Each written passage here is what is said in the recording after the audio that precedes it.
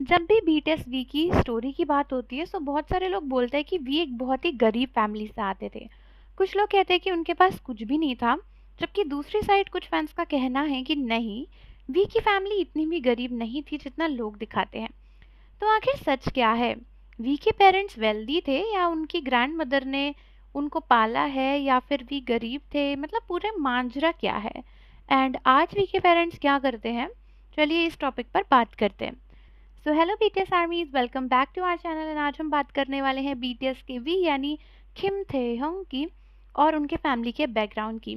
सबसे पहले बात करते हैं उनके पेरेंट्स की। तो दोस्तों, बहुत सारे लोगों को लगता है कि वी के पेरेंट्स बहुत गरीब थे, बिकॉज वी ने हमेशा यही बताया है कि अगर वो ये सिंगर नहीं होते तो वो एक फार्मर होते। उनकी ग्रैंड मदर फार्मिंग करती थी। एंड बहुत सारे लोग कहते हैं कि यार वी फार्मर थे, गरीब फैमिली से थे। एंड उनकी सक्सेस स्टोरी है कि किसान का लड़का किस तरीके से दुनिया का सबसे बड़ा, सबसे ज़्यादा अमीर आइडल बन गया एंड मोस्ट हैंडसम मैन बन गए।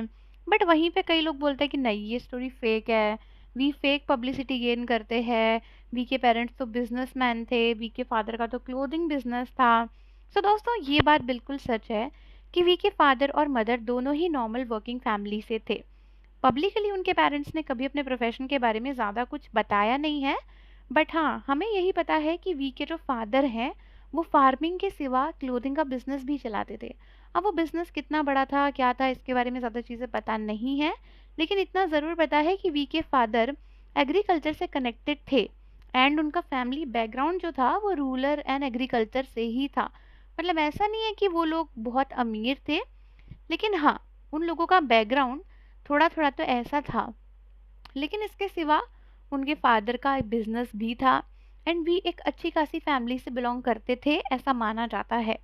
लेकिन फिर क्यों लोग बोलते हैं कि वी तो बहुत गरीब फैमिली से थे? क्या वी अपने फैन से झूठ बोल रहे थे?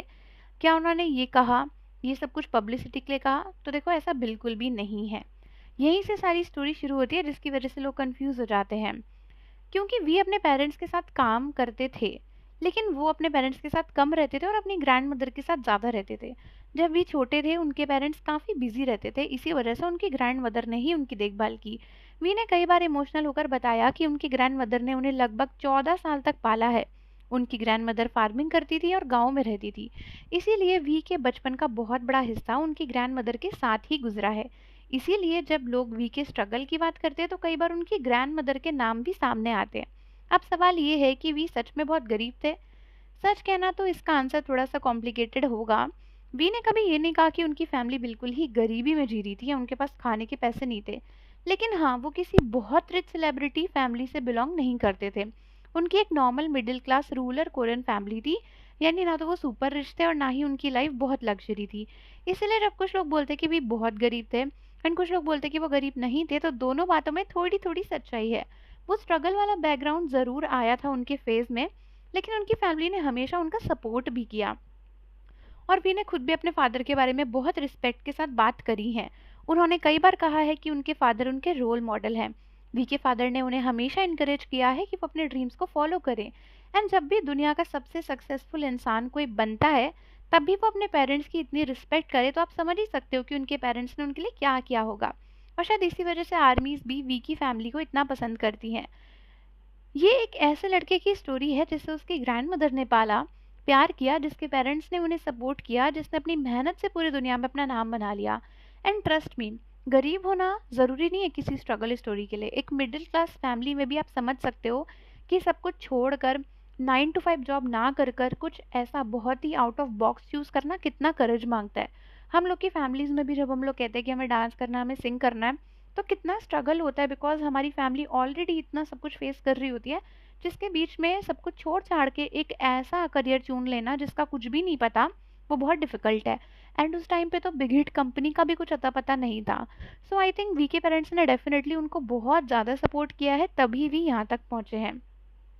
एंड अगली बार अगर कोई बोले कि वी तो रिच फैमिली से थे, वो गरीब नहीं थे, इसमें स्ट्रगल किया, तो उन्हें समझाना कि अपनी फैमिली से निकल कर, सब कुछ छोड़कर अकेले इतना बड़ा एम्पायर बिल्ड करना कि आप दुनिया के मोस्ट हैंडसम मैन बन जाओ लगातार 5-6 सालों के लिए, ये किसी के लिए भी आसान नहीं होता है। भले आप किसी रिच बैकग्राउंड से हो तो भी नहीं होगा, क्योंकि आपको मेहनत करनी पड़ेगी उसके लिए। एंड हाँ, वे गरीब नहीं थे, लेकिन उन्होंने अपना पूरा बचपन गांव में ही काटा है, अपनी ग्रैंडमदर के साथ, और इसीलिए वो कहते थे कि अगर मैं एक्टर नहीं बनता, अगर मैं सिंगर नहीं बनता तो मैं गाँव में ही होता, मैं फार्मिंग ही कर रहा होता। बिकॉज़ वही उनकी रूट्स थी। और उनके फादर भले ही क्लोथिंग का बिज़नेस चलाते थे, बट हम नहीं जानते कि वो कितना अच्छा चलता था, कितने पैसे उनके पास होते थे या नहीं। सो वे एक नॉर्मल फैमिली से आए थे एंड उनका बचपन विलेज में गुज़रा था। उनकी ग्रैंडमदर ने उनकी परवरिश में बहुत बड़ा रोल निभाया और आज भी वो उन सबको अपनी सक्सेस का सबसे बड़ा रीज़न मानते हैं। सो आपको वी की फैमिली स्टोरी कैसी लगती है कमेंट करके ज़रूर बताना, और वीडियो पसंद आए तो लाइक शेयर सब्सक्राइब करना मत भूलना। मिलते हैं आपसे अगली वीडियो के साथ।